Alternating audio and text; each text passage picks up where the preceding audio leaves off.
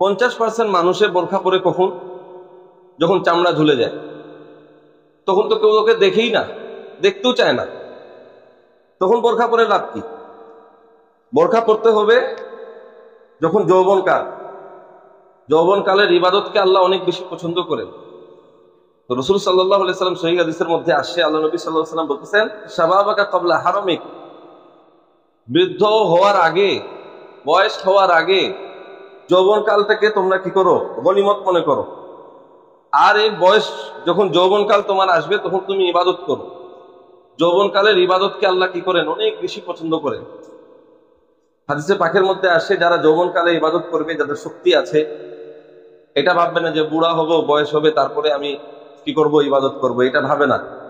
শরীরে শক্তি আছে, যৌবনকালে যারা ইবাদত করবে, রাসূলুল্লাহ সাল্লাল্লাহু আলাইহি সাল্লাম বলতেছেন কিয়ামতের ময়দানে মানুষের অনেক পানির পিপাসা লাগবে।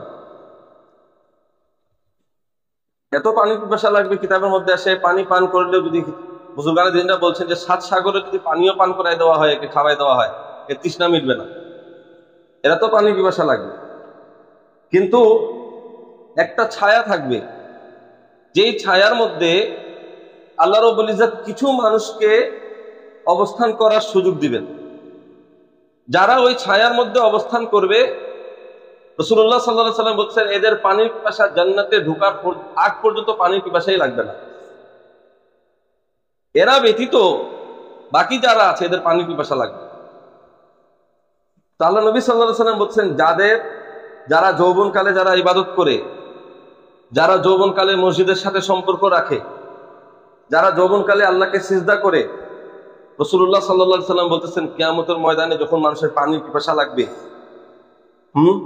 তো এই সময় যারা, ওই যে একটা ছায়া আছে, যে ছায়ার মধ্যে অবস্থান করলে কোনো পানির পিপাসা লাগবে না, আল্লাহ নবী সাল্লাল্লাহু আলাইহি সাল্লাম বলতেছেন যারা যৌবনকালে ইবাদত করবে আল্লাহ ওই ছায়া তাদেরকে দান করে দেবে। আর যখন ওই ছায়াতে অবস্থান করবে, তো জান্নাতে ঢোকার আগ পর্যন্ত এদেরকে পানির পিপাসাই লাগবে না। সুতরাং উম্মতে মুহাম্মাদীর উচিত বালিগ হওয়ার পর থেকেই যেন ইবাদত করে, সিজদা করে। আমরা ভাবি যে একটু বয়স হয়ে যাক, চাকরি থেকে রিটায়ার হবো, তারপরে আমরা নামাজ ধরবো, তারপরে ইবাদত করব, ধরলে ধরার মতন ধরবো। মানুষ বলে যে নামাজ ধরলে ধরার মতন ধরবো, যেন না ছাড়ি। ওকে শয়তান ধরার মতন ধরছে, শয়তান ওকে সেই লেভেলের ধরছে, এই জন্য সে এই কথাটা বলতেছে, ধরলে ধরার মতন ধরবো। শয়তান কখনো চায় না সুযোগ পাইলে ও কোথায় যে, ও তোর তো শ্বশুর অসুস্থ, একটা দিন না গেলে কি হবে, বাদ দে, তখন এই যায় না। শয়তান যেমন তেমন করে কি করে মানুষকে গুমরাহ করার চেষ্টা করে। এই জন্যে উম্মতে মুহাম্মদীকে উচিত যে আল্লাহ আমাদেরকে সুযোগ দিয়েছেন, উম্মতে মুহাম্মদী বানাইছেন, আমরা একটু ইবাদত করলে বেশি সওয়াব পাই। নামাজ পড়ি 5 ওয়াক্ত, সওয়াব পাই 50 ওয়াক্তের। সুবহানাল্লাহ। যেহেতু আল্লাহ আমাদেরকে এরকম সুযোগ সুবিধা দিয়েছেন, এই সুযোগ সুবিধা দেওয়ার কারণে আমরা এটার ফায়দা নেওয়ার চেষ্টা করি। তো আমরা বয়স হবে তারপরে নামাজ পড়বো, বয়স হবে তারপরে রোজা রাখবো, বয়স হবে তারপরে দাড়ি রাখবো, এই চিন্তা থেকে আমরা বের হয়ে চলে আসি। আল্লাহ নবী সাল্লাল্লাহু আলাইহি সাল্লাম আমাদেরকে তাকিদ দিয়েছেন যে যৌবনকালে তোমরা ইবাদত করো, আর বয়স হয়ে গেলে কি হয়, শুদ্ধভাবে ওই কেরাত পড়তে পারে না মানুষ। আলাম তারা কাইফা, 2-3 বার বার হয়ে যায়। যারা বয়স্ক, যারা কথা বলতে পারে না, মানে বৃদ্ধ বয়সে, রুকু করতে পারে না ভালো করে, সিজদা করতে পারে না ভালো করে, মানুষ রোজা রাখতে পারে না। তখন কি করে, যে তখন ভাবে রোজা তো রাখতে পারতেছি না, এখন চলে ফিরিয়া দিই। বলা হয়েছে যে রমজানের কেউ যদি একটা রোজা মিস করে দেয়, রমজানের রোজার এত ফজিলত, একটা রোজা কেউ যদি মিস করে দেয়, যদি সারা জিন্দগি রোজা রাখে, রমজানে রোজা রাখার যে গুরুত্বটা, যে ফজিলতটা যেটা হাসিল করতো, সারা জীবন রাখলেও সেই ফজিলতা, সেই গুরুত্বটা আল্লাহর কাছে পাবে না। একটা রোজার এত গুরুত্ব, এত ফজিলত। তো বয়স হয়ে গেলে তখন মানুষ রোজা রাখতে পারে না, তখন কি করে, তখন ফিদিয়া দেওয়ার চিন্তা করে, যে ফিদিয়া দিয়ে পার হয়ে যায়। তো বয়স হয়ে গেলে ইবাদত করব, এই জিনিসটা মাথা থেকে একেবারে উঠাই দিতে হবে। এখন থেকে আমি আমার আল্লাহ গোলামি করার চিন্তা রাখতে হবে মনের মধ্যে। এখন থেকে আমি আমার আল্লাহ শক্তি দিচ্ছেন, এখন থেকে ইবাদত করব। বয়স হয়ে গেলে মানুষ কি করে, মসজিদের মধ্যে দেখবেন চেয়ার টেবিল নিয়ে নামাজ পড়তেছে। যে কোনো ব্যক্তি যদি 1 মিনিট দাঁড়া হইতে সক্ষম, ওকে 1 মিনিট কিয়াম করতে হবে, কারণ কিয়াম করা ফরজ। এই কথাই চূড়ান্ত, চেয়ারে বসে নামাজ হবে না, কোনো ক্রমেই হবে না। চেয়ারের মধ্যে ওই ব্যক্তিরাই নামাজ পড়তে পারবে যাদের প্যারালাইসিস হয়ে গেছে। এ আর পা দিয়ে দাঁড়া হইতেই পারবে না। বলা হচ্ছে যে কোনো ব্যক্তি যদি দোয়ালের মধ্যে হাত দিয়ে দাঁড়া হইতে পারে, এ দোয়ালে হাত দিয়ে কিয়াম করবে, তাও কিয়াম করবে। লাঠি দিয়ে দাঁড়া হইতে পারে, কিয়াম করতে পারবে, ওই লাঠি দিয়ে কিয়াম করবে, কিন্তু সে কিয়াম করবে। 4 রাকাত ফরজ নামাজ পড়ি, ফরজ নামাজ এবং বেতরের নামাজ, এই নামাজ, বেতরের নামাজ ওয়াজিব এই কারণে, এবং সুন্নতে মুআক্কাদা যে নামাজ, এই নামাজে দাঁড়া হয়ে কিয়াম করতে হবে। যখন ইমাম সাহেব, কিছু সুযোগ সুবিধা আছে, ইসলামের নিয়ম কানুন জানলে তাহলেই হয়ে যায়। কিয়ামের সময় দাঁড়া হবে আর রুকুর সময় বসে যাবে।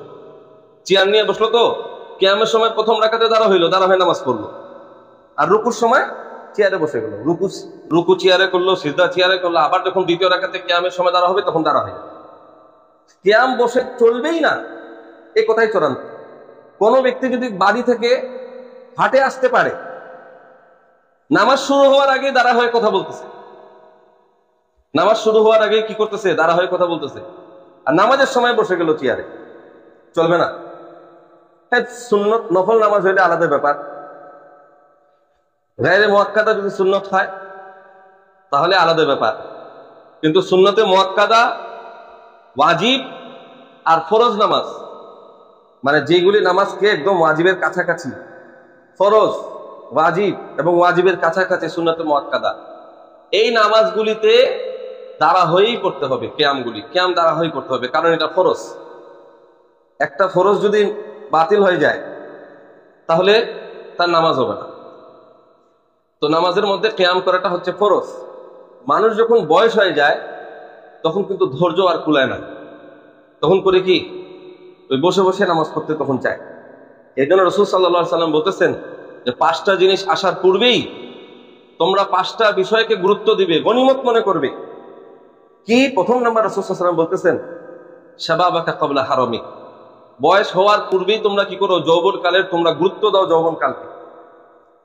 এরপরে রাসূল সাল্লাল্লাহু আলাইহি ওয়াসাল্লাম বলতেছেন, ওয়াসিহহাতাকা ক্বাবলা সাকামিক, আল্লাহ রাসূল সাল্লাল্লাহু আলাইহি ওয়াসাল্লাম বলতেছেন অসুস্থ হওয়ার পূর্বে তোমরা সুস্থতাকে তোমরা কি করো, যখন সুস্থতা থাকবে তখন সেটাকে গুরুত্ব দাও, গনিমত মনে করো।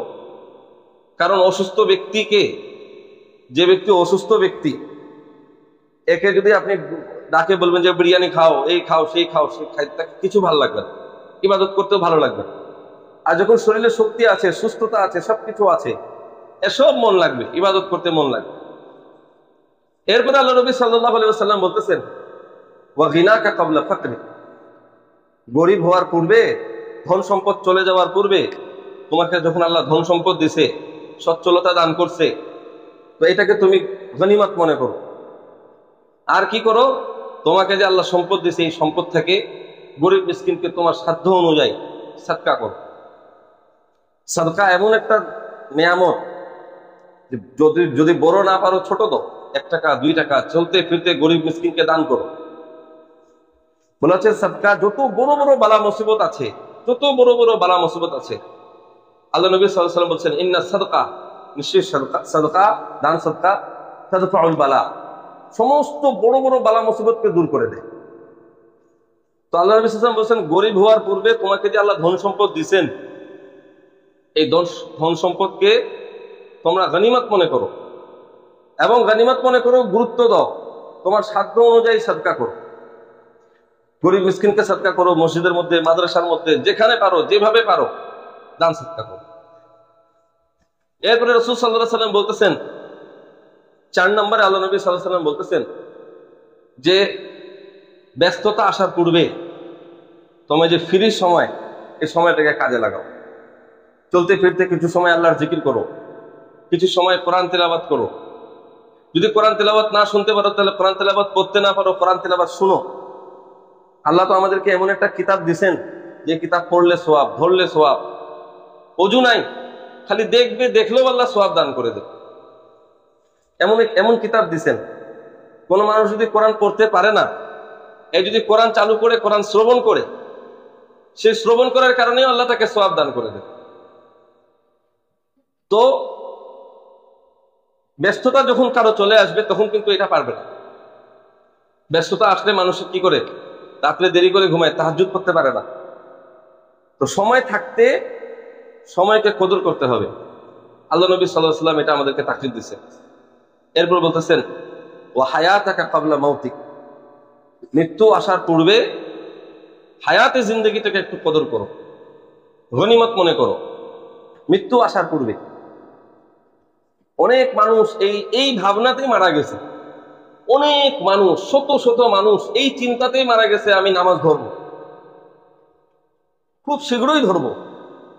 অনেক মানুষ কবরস্থানে যদি, কোনো কবরস্থানে যদি যায়, কবরবাসীকে যদি প্রশ্ন করার ক্ষমতা থাকতো আমাদের, তাহলে আমরা প্রশ্ন করতে পারতাম যে আপনি নামাজ ধরবেন নামাজ ধরবেন বলতে বলতে কবরে কোন দিন আসছে। ওদের মুখে হয়তো যদি আল্লাহ খুলে দিতেন তাহলে আমরা জানতে পারতাম। অনেক মানুষ এই চিন্তায় যে আমি ধরবো, নামাজ পড়বো, এই পড়বো পড়বো পড়বো পড়বো পড়বো পড়বো পড়বো করতে করতে করতে মসজিদের খাটোর বাড়িতে চলে গেছে। আর তোকে করতে হবে না, চল তোর নামাজই এখন পড়বে সবাই। সুতরাং আল্লাহ নবী সাল্লাল্লাহু আলাইহি ওয়াসাল্লাম সহিহ হাদিসের মধ্যে আসছে, ইবনে আব্বাস রাদিয়াল্লাহু তাআলা আনহু তিনার থেকে বর্ণিত, আল্লাহ নবী সাল্লাল্লাহু আলাইহি ওয়াসাল্লাম বলছেন যে মৃত্যুর আগে তোমার হায়াতে জিন্দেগিটাকে তুমি কদর করো, গনিমত মনে করো। আর এই হায়াতে জিন্দেগিতে তুমি তোমার সাধ্য অনুযায়ী আল্লাহর ইবাদত করো।